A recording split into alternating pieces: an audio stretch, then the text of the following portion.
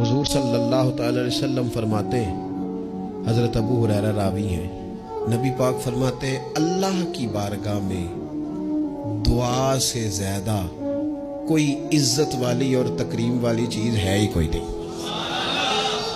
वो बड़ा मुअज़्ज़ज़ है बंदा, बड़ा मुकर्रम है वो बंदा, रब की बारगाह में बड़े एजाज़ वाला है जो रब की बारगाह में दुआ मांगता है। इससे बड़ी इज्जत और तकरीम वाली शय ही कोई नहीं।